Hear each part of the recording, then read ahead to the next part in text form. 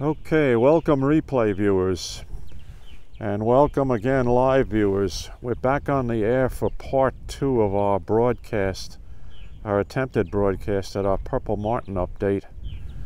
The time right now is 10:12 a.m. Eastern Daylight Time, and I thought I was broadcasting quite a good bit of information about the Martins earlier, but for some reason the broadcast abruptly ended after running only 4.5 minutes. I just checked it on my YouTube channel inside. It was either operator error, which I'm famous for, or something happened when I was receiving an incoming FaceTime call and I hit the decline button. Now, I'm not smart enough with my iPhone to know if that interferes then with a live YouTube broadcast that's in works at the time or not.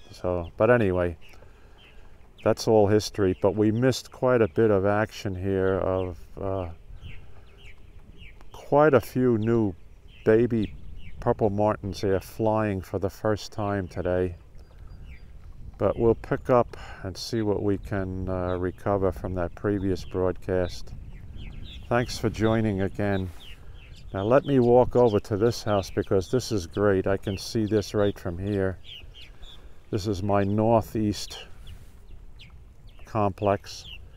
I'm going to zoom in on that, and I'll try to hold the iPhone as steady as possible. Up on the 3rd floor, the upper level of the house compartment facing us, there's 2 babies out on that shelf, and there may be a 3rd behind them. I can't quite see that. And the adult bird is flying back and forth to the perch right above them, trying to get them to make their first flight. Thanks for joining. Oh yes, Kathleen, thank you for joining again. Yeah, we had some operator error here. Right, it went offline. I either did that myself or it was some kind of interference when I rejected an incoming FaceTime call. But anyway, we're back on the air now, and I'm looking at this house right here with the top shelf. Yeah, there's 2 babies that have come out of the cavity, and the parent is out on the end of the gourd. So he just flew off again. He's trying to get these 2 to fly. And as I mentioned in the earlier broadcast, it's like a leap of faith on the part of the babies. They're going to hop off that porch and start flapping their wings. And again, 99 out of 100 times they will fly. They'll fly successfully. And 1 out of 100, their wings are not quite ready, and they'll flutter down to the ground and roam around on the ground. And then it's up to me to try to do an instant rescue of them and put them in the shelter. See the fallout shelter right there in the center of the screen. And then maybe within the next hour, then the parent can get them to fly. See the fluttering going on there? He's coming in and he's teasing them. They think they're going to be fed, but what he's doing is just trying to entice them to fly off with him. So they'll get their courage up here in another few minutes, hopefully, and we might even see them make a first flight. See that typical baby bird fluttering of the wings, feed me, feed me. But today's action is to get them to fly.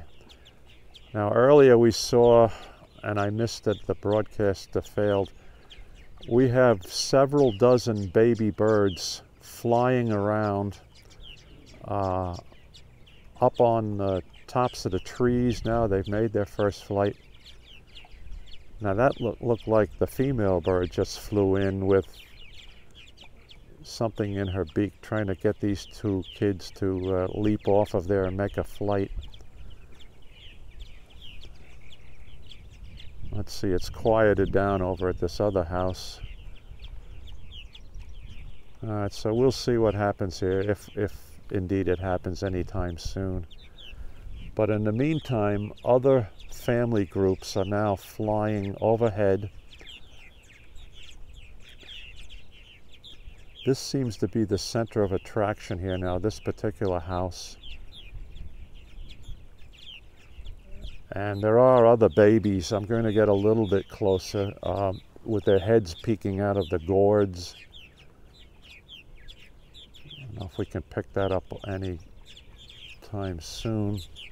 Let's look at this house over here. The gourd I'm zeroing in on now. I see two little heads poking out of the opening of that gourd. The one to run right in the center of the image. Meanwhile, these two guys are over here on the top apartment of that 3-high apartment. And I don't know if there are any more birds inside the nest or if these are the last two and the parents have already earlier this morning gotten the brothers and sisters to fly. Usually it's a brood of 4 to 6. Hi Debbie, thank you. Good to see you again. Thanks for joining. We're watching all of this purple martin activity this morning on this rather cool overcast day. Cool being 65 degrees instead of 85. Look at this flying right in front of me. These are babies flying in front of me right now. So ones that have already left the nest earlier in the morning.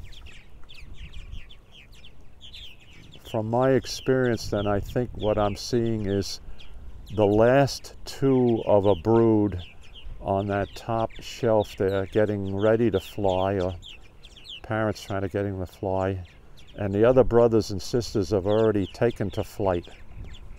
So they're flying around and trying to convince their younger brothers and sisters to fly off. So they'll make their first flight and they'll fly as best they can, and they'll usually head for the nearest high tree. And what'll happen after everybody makes their first flight, the two parent birds will try to collect the family together and start on their daily flight training around the neighborhood here, overhead. Teach them how to pick off insects on the fly. They've got about a 7 to 10 day flight training period here before the migration urge hits and they start their southern migration, or their migration back toward South America. Well, in round numbers, between April 15th and August 15th.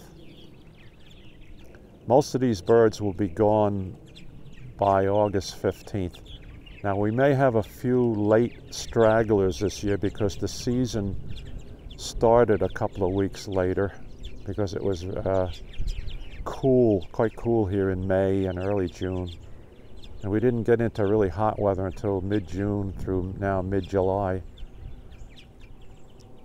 So that may have slowed it down a little bit. But it seems like all of the nestlings are exploding out of the cavities all at once now. I mean, we've had a few over the last week and a half, but right in the last, today and yesterday a little bit, it's like everybody's coming out of the nest at once. It seems that way. It's not really that way, but my best guess from nest checks earlier in the season is that we are going to have something on the order of 150 baby purple martins this season from the 4 housing sites I have here. All right, let me see what's happening on the other side. Zoom out a little bit. So this is the action going on here. Some birds getting ready to make their first flight. Some have earlier made their first flight. Others are hanging around in the nests waiting to be fed. Let's swing around to the other houses. Sure, and there's plenty of activity over here too. Oh, and this is what I wanted to show everybody in the previous broadcast. Let me leave these houses, and I'm going to swing around to the top of the tree over here. Now let me zoom in on this as best I can with my iPhone. And I'll try to hold this as steady as possible. Now you see the top of that maple tree with the bare branches? I'm going to count with my eye right now. 1, 2, 3, 4, 5, 6, 7, 8, 9, 10, 11, 12 birds sitting up in those bare branches. So what that is telling me is that's at least 2 new families, groups of kids that fledged this morning. Now it may be 4 birds and 2 parents in each group, or it may be up to 5 to 6 babies and 1 parent's up there and the others are flying overhead. But that's a whole bunch of new purple martins that made their first flight this morning, not too long ago, within the last hour or so.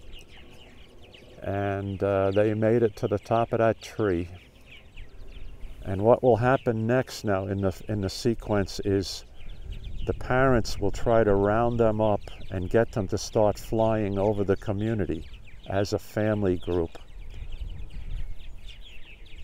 And then they will start teaching them how to grab insects on the fly. And you can see the babies up there though because of the fluttering wings. But okay, they've made it that far. They've made it from the cavities, the houses over here. Let me swing back to that. All right, they were probably born in one of these 2 houses. And they flew over to the top of that maple tree, which is about 100 feet away, 150 feet away from the housing. So that's typical behavior on the first day of flight.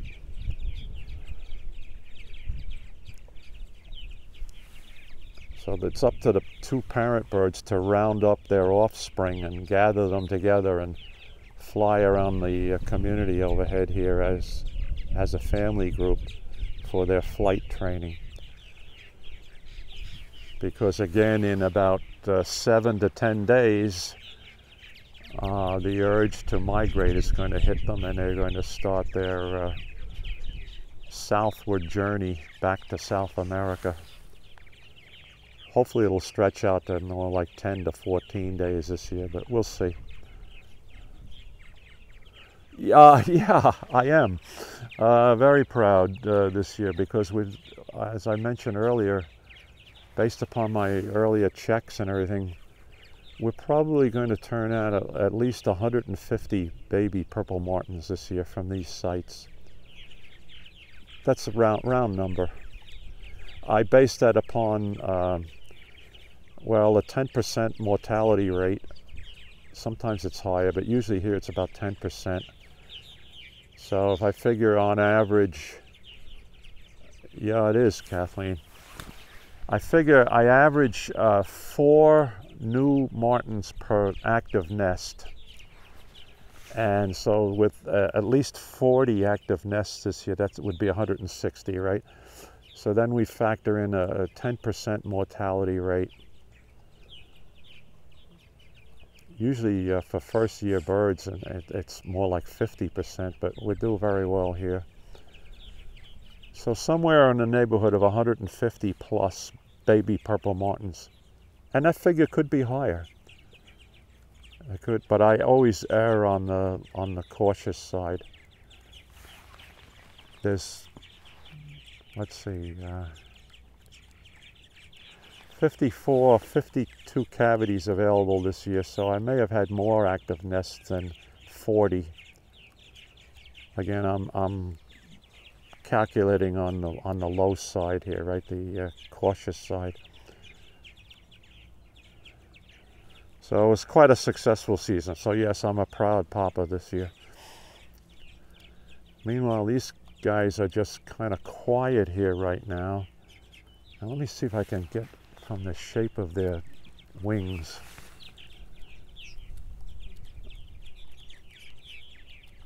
It is, Kathleen. These houses are, I have them up by April 15th, when the first mature birds start to arrive back from South America. And then of course they come in waves. Usually the migration northward lasts to about June 15th. And the birds are all paired up by that time for the season, and then they start raising the families.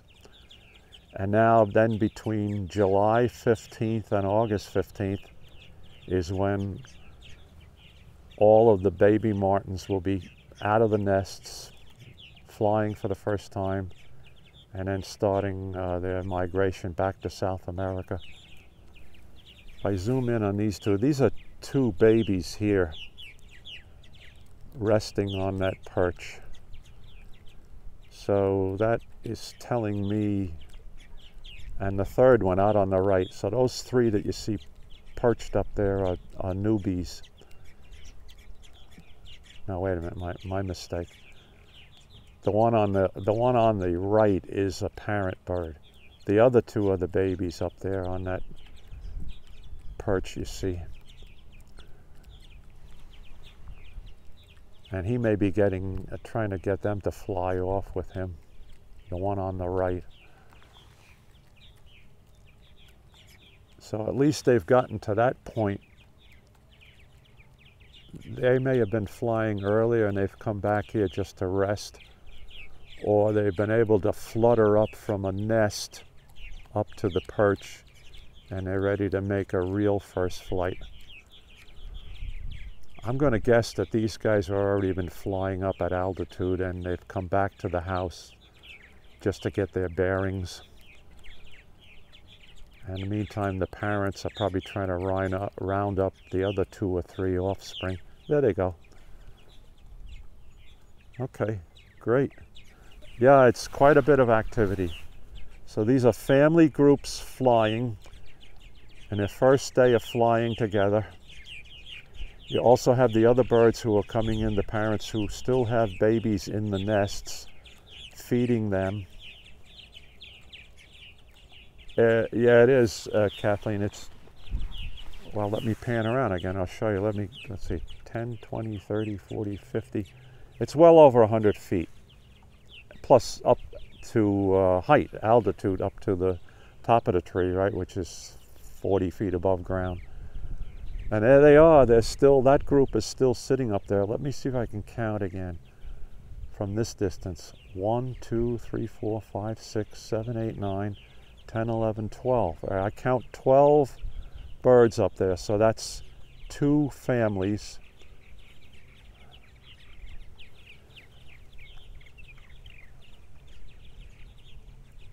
And they're going to sit there for a while until the parents can entice them to start taking off with them, flying around the neighborhood. Well, the babies, the tail feathers are stubbier. They're more of a little bulkier bird, and they're also still waiting to be fed. You can see them fluttering their wings, which is the classic motion of the babies. They're fluttering, feed me, feed me. And the parents are saying, no, we're not going to feed you anymore. You're going to fly off with us and we're going to teach you how to eat on your own. But they have a stubbier tail feather arrangement.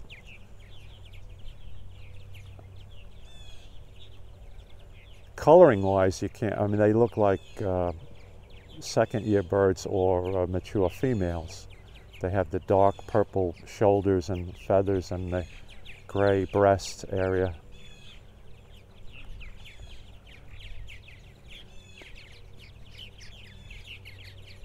Sure, those are all babies up there that are fluttering their wings to be fed. All right, let me zoom out on that.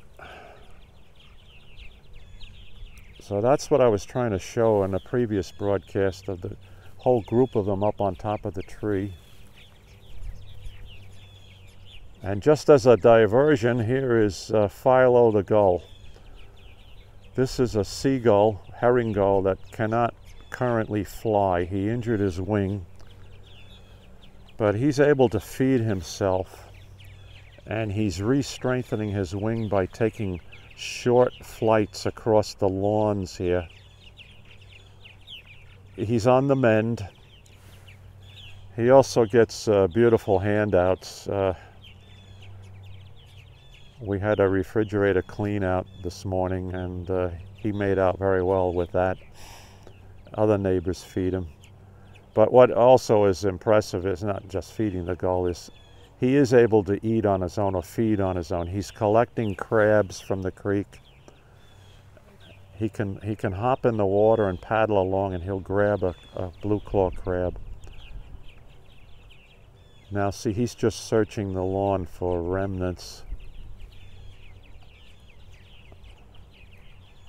Okay, Philo, show us you can fly. Flip those wings for us so we can see that. Hey, I don't want to spook him or anything, just, you know, let's see if we can get a little closer. I'm about 30 feet from him right now. I'll get a little closer and maybe he'll do one of his short flights for us.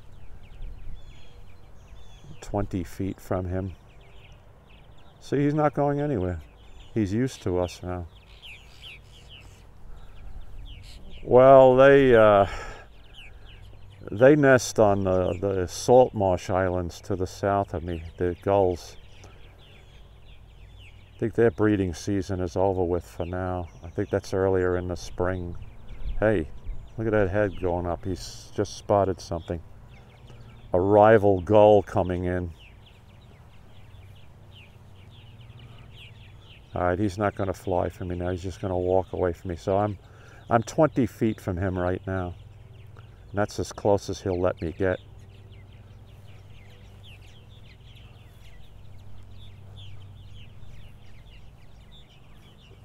No flight. He can do like 50-foot, 100-foot flights low along the ground here now, and he'll keep strengthening that damaged wing, and then eventually he'll be able to make full flight. All right, Philo, you take care of yourself. Okay, so that is an update of our purple martin activity here this morning, July 25th. Quite a few babies exploded out of the cavities this morning. No, that gull is not defenseless at all. As a matter of fact, if you throw out scraps, the other gulls try to swoop in to grab things, and he fends for himself. He chases them off. He's a pretty aggressive gull for a guy with a damaged wing, and that's why he's surviving. Now there's another one out on the end of the dock here as I pan around as the birds are flying now. Show you another herring gull out here on the end of the dock, and they've grabbed some blue claw crabs and had some dining this morning. So that one is a healthy gull that can fly. But if he tried to fly over here to grab table scraps away from Philo, Philo would chase him off. A pretty aggressive gull. So they know how to survive.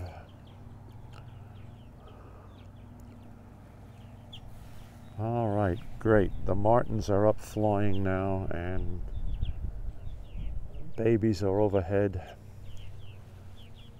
Take one last look at our group up on the tree. Oh, okay, the numbers have gone down a little bit. Let me count again. 1, 2, 3, 4, 5, 6, 7, 8.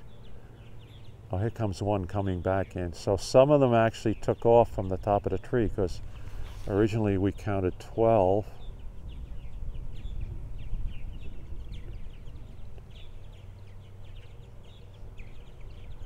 Now I count 9. One just came back, so the parents have been able to, of one family, have been able to entice some of their little ones off to fly.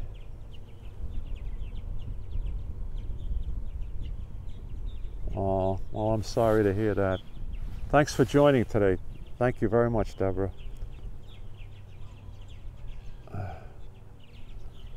Okay, we're going to end this broadcast now because the activity has calmed down here quite a bit.